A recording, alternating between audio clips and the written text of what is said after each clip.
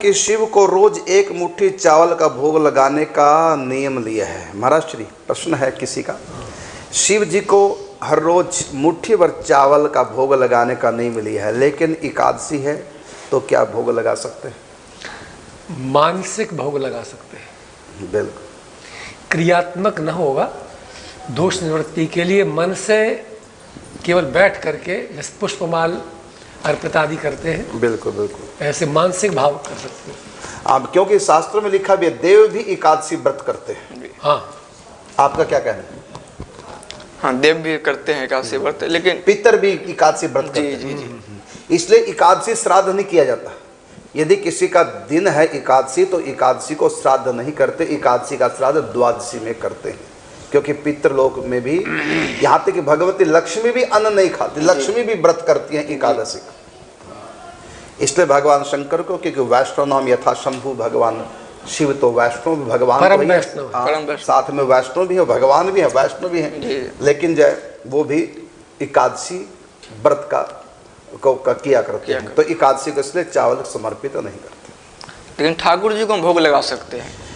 भोग लगा सकते हैं, लगाने को शंकर जी को विष का भी भोग लगता है, धतूरे का भोग लगता है, लेकिन हम लोगों के लिए नहीं। भगवान जी को अन्न का भोग न लगा करके, चावल तो बहुत दूर की बात है, अन्न का भी भोग न लगा करके जो फलाहार फल आदि है, बिल्कुल उनका भोग लगा, दूध आदि का। कारण यह है कि हम भोग जिसका यदि भी भगवान को लगा सकते हैं 56 भोग, लेकिन कारण है क्योंकि फिर हम प्रसाद कैसे ले पाएंगे, अनादर हो जाएगा। हाँ, यदि भगवान का भोग लगा हो अन्न का जी, तो उसको हम अन्न बुद्धि न करें, प्रसाद मान के खा सकते हैं, कर सकते हैं ग्रहण। हाँ, एक कण ले सकते हैं प्रसाद, एक कण ले सकते हैं, लेकिन नहीं खा सकते, क्योंकि शास्त्रों में आया है, महाभारत में पहले भी सुना है कई बार, प्रसादान्नम सदा ग्राह्यम एकादश्याम न नारदा रमादि सर्वदेवानाम मनुष्यानाम तु का कथा। तो प्रसादान्नम वो कब बनेगा? जब हम भोग लगाएंगे तभी प्रसाद अन्न बनेगा, एकादशी को भी। लेकिन कह रहे हैं एकादश्याम न नारदा, यानी एकादशी को भी यदि प्रसाद के रूप में अन्न प्राप्त हो, अन्न के रूप में प्रसाद प्राप्त हो, तो उसको नहीं लेना, उसको ग्रहण नहीं करना, यानी हम भोग लगाएंगे तभी तो बनेगा वो। बिल्कुल।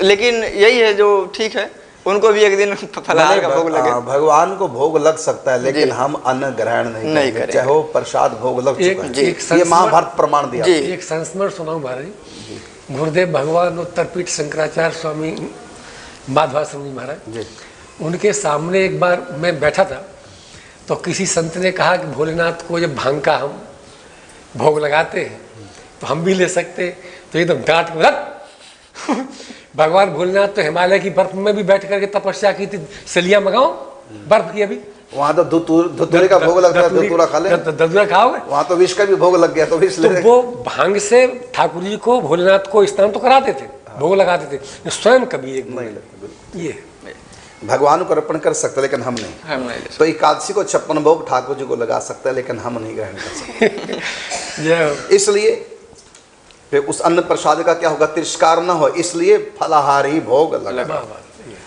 हाँ, जो प्रेम में बहुत आगे निकल चुके हैं वो तो शास्त्र से भी आगे की बात है, शास्त्री कसौटी से परे है वो। हाँ, वो तो शास्त्र की सीमा को लांघ चुके हैं और प्रेम राज्य में उनका प्रवेश हो चुका है। बातों से प्रवेश नहीं, हकीकत में प्रवेश हो चुका है। वो तो एकादशी को तो भोग चावल का लगाती, साथ में बिना स्नान किए भी कर्माबाई लगा देती थी। क्या बात, क्या बात, बिना स्नान किए भी अपवित्र अवस्था में भी लगा देती थी, जो कि शास्त्र मना करता है, क्योंकि वो इतनी ऊंचे प्रेम में पक चुकी थी। वो दिव्य प्रेम उनके अंतःकरण में और पुत्र का भाव था उनका। हाँ बिल्कुल। तो उनके अंतःकरण में वो प्रेम तत्व तो उतराया था। उस प्रेम में फिर कोई नेम शास्त्र का होता नहीं, लेकिन फिर भी गीता में कहा यदि होश है तो हम नेम को, शास्त्र का जो विधान है उसको, जब तक देह का भान है, व्यवहारिक सत्ता स्वीकार है, तब तक मर्यादा माननी चाहिए।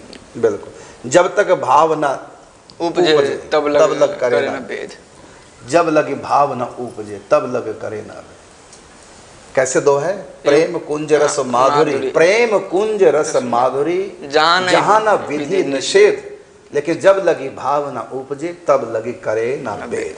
मतलब ये निकुंज का जो प्रेम है, इस प्रेम में कोई विधि निषेध नहीं, लेकिन प्रेम में विधि निषेध नहीं। जब प्रेम नहीं, खाली बातें हैं, फिर तो विधि विधान का पूरा पालन करना चाहिए।